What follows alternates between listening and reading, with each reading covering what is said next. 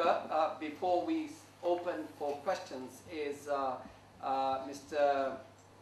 Ali Al-Sarai. He is the president of an international organization against terror and religious intolerance. If you speak say for 5 minutes, and then he can do a general translation at the end. حضرات السيدات والسادة المحترمين، السلام عليكم ورحمة الله وبركاته. مشروع اقتراح تجريم علماء وشيوخ التكفير الوهابي ووضعهم على لائحة الارهاب ومنعهم من دخول دول الاتحاد الاوربي. كما تعرفون ايها السادة بأن لعنة الارهاب قد اصابت الجميع ولم يسلم من شرها احد، سواء كان على مستوى الدول او الشعوب او الاديان، فالجميع قد اكتووا بنارها. ولما تزل العمليات الارهابية ترتكب من قبل من وظفوا المعتقدات الدينية لأغراض خاصة، فسوغوا القتل وسفك دماء الأبرياء في كل مكان وكلما سنحت الفرصة لهم بذلك. إن الإرهاب التكفيري الذي نعيشه اليوم مصدره الرئيسي العقائد المنحرفة الفاسدة والفكر الظلامي المتحجر الذي يحرض على الكراهية الدينية ويلغي حق الآخر في الاعتقاد ولا يترك له مساحة للحوار، ولذلك تقع على الجميع مسؤولية تجريم هذا الفكر الإرهابي المنحرف والتصدي له من خلال تشكيل جبهة عالمية موحدة لتشخيص مواطن الخلل ومنابع هذا الإرهاب العقدي، والذي كانت من نتائجه الوخيمة ليس على سبيل الحصر تفجيرات مقرات الأمم المتحدة في بغداد وقطارات لندن ومدريد وبالي والعمليات الإرهابية التي ترتكب يوميا بحق الشعب العراقي المظلوم، مرورا بالهجمات الإرهابية المروعة التي شهدها العالم منذ 11 من سبتمبر على يد إرهابي القاعدة وعلى رأسهم الإرهابي أسامة بن لادن الذي يستمد أفكاره المحرضة على الإرهاب من شيوخ التكفير الذين حرصوا على نشر فكرهم الملوث في باكستان وأفغانستان وعدد من بلدان جنوب شرق آسيا وأفريقيا والدول الغربية من خلال بناء المدارس والمعاهد الدينية، والتي أنشأت أخطر التنظيمات الإرهابية كالقاعدة وطالبان وغيرهما من التنظيمات الإرهابية، حيث تتخذ من فتاوى التكفير الوهابي الصادرة من قبل مشايخ المؤسسات الدينية في السعودية مرتكزا لها ومصدرا مسوغا شرعيا لعملياتهم الإرهابية، وتمنحهم الضوء الأخضر لقتل الأبرياء تحت لبوس الدين الإسلامي الذي هو بعيد كل البعد عن هذا النهج التكفيري الذي يلغي الآخر ويسفك دمه. ففي الوقت الذي يدعو فيه الإسلام وجميع الديانات السماوية الأخرى إلى العدل والمساواة وحرية الرأي والمعتقد ونشر قيم التسامح والمثل السامية بين أبناء بني البشر للارتقاء بهم إلى أعلى مستوى من التقدم والرفاه، يأتي أتباع ومريدي شيوخ التكفير الوهابي ليقوضوا هذه المفاهيم السماوية العليا ويبدلونها بمفاهيم ملوثة تفتقت عنها عقولهم المتحجرة بعيدة كل البعد عن الإسلام وقيمه السمحاء.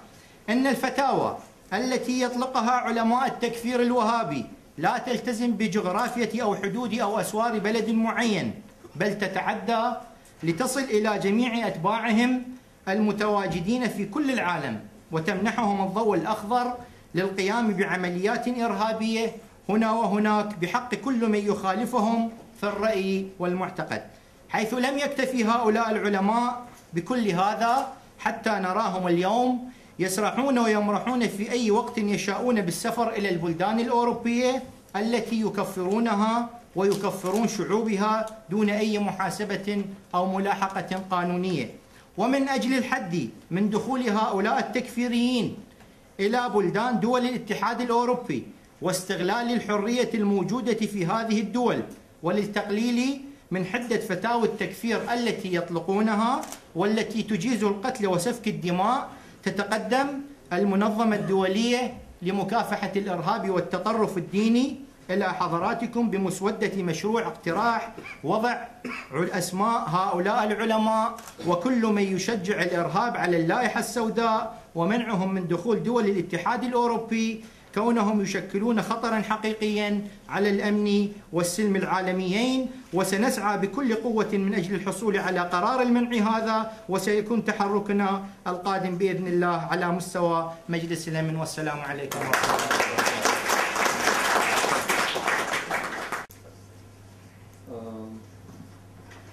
Who contributed generously to making this event achievable. We also would like to thank all dear guest speakers for all an interesting and thoughtful evening.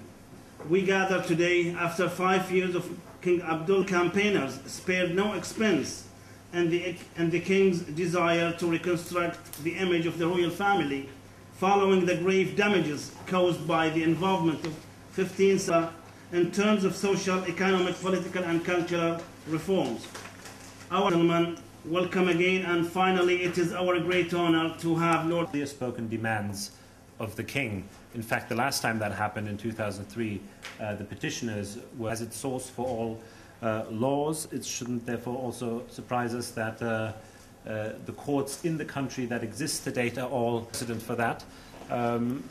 But the rule is, whatever you can find in the Sharia, that is the law. To certain hadiths of the Prophet, sayings of the Prophet that are taken as a source of the law, it is he sticks to his interpretation, truthful interpretation of the Quran and the Sunnah, to find his, says, thou shalt not go faster than 120 miles on the highway, is also exceptional because Saudi Arabia does not recognize the rule of precedent, which you have in this country, where a person might be sentenced to 20 years in prison. In another part of the country, people might say, what are you talking about? There have been steps to issue more and more statutory laws in Saudi Arabia. Let me just mention two big stages here, and responsibilities of the provincial governors. In 2000 to 2001, there was a second round of statutory legislation. There are no more than about 1,000 lawyers in a kingdom that you have the right to question the evidence of the prosecutor. It says the prosecutor has to be in court, Sharia courts, as I mentioned, and the most important development here has been, but even with the other advances that we've heard and that we hope to see in the future, more progressive people were secret. The names of defendants were not known. The crimes they were accused of were not known. The evidence that I got this morning. This is a very big development that for the first time in Saudi Arabia, there is the possibility of holding a government agency accountable. In fact, the message in that newspaper went out specifically. Human rights activists from the region, and we're actually a Swiss foundation with a head office in Geneva, and we also have some field offices in Lebanon. It's important to point out that our aim is really to cover the right area to say this, but Saudi Arabia is not very much a country that is in focus. For example, with the human rights from Saudi Arabia, we're in contact with victims, with family members, lawyers, other human rights organisations in Saudi Arabia, and human rights organisations to have access to the country and to have access to information illegally by their families and also the guards and the authorities who are holding them. We consider detention to be arbitrary law and those who have not had a fair trial. So, so there is a greater challenge to defend those. And our next speaker is Andrew Anderson, who is the deputy. Saudi Arabia. But I'm very pleased to have an opportunity to be here, and what I'm going to say is based on input from my colleague who works on the UN Special Rapporteur on Human Rights Defenders, and we work very closely with her office and try harassment, arbitrary detention and torture whilst under interrogation. Under police custody, defenders have also been denied legal counsel and kept incommunicado. They've also been subjected to, for human rights defenders, is that although there has been some opening, it's independent civil society organisation. We've taken up the case of the Saudi Society of Labour, which has tried repeatedly since 2007 to obtain registration. Societies are not allowed to form or conduct activities without prior authorisation.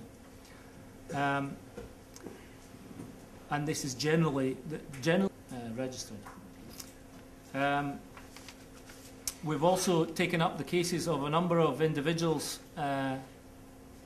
who have been, the white car swore at Mr. Abu Al-Khair and threatened him that he would regret what he was doing. And that's because he had been